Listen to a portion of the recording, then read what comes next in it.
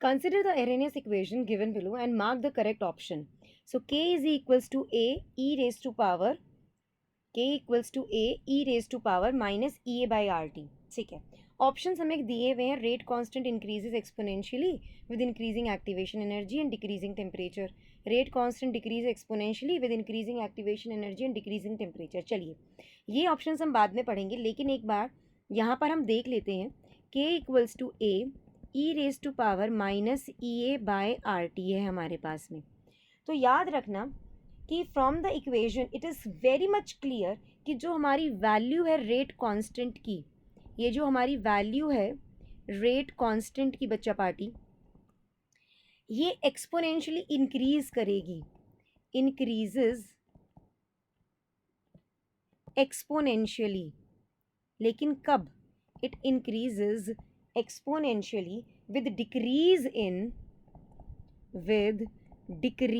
In activation energy, with decrease in activation energy and increase in temperature.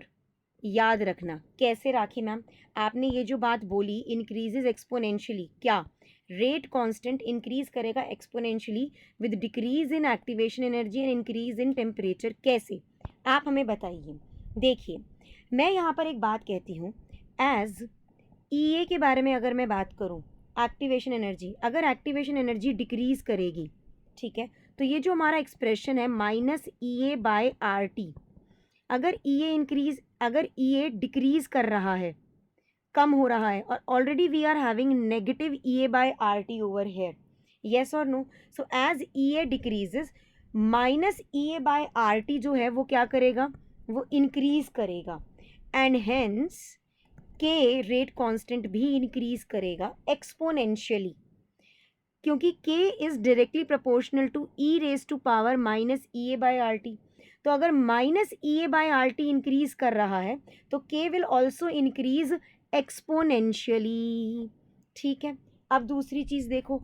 As temperature increases, अगर temperature increase कर रहा है तो मैं आपको बताना चाहूँगी कि EA बाय RT जो है वो डिक्रीज करेगा.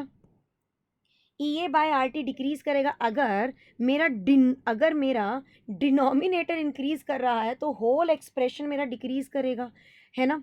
इसका मतलब माइनस EA बाय RT ये तो इंक्रीज करेगा, और अगर minus EA by RT increase कर रहा है इसका मतलब K भी इंक्रीज करेगा एक्सपोनेंशियली. समझ में आ गई?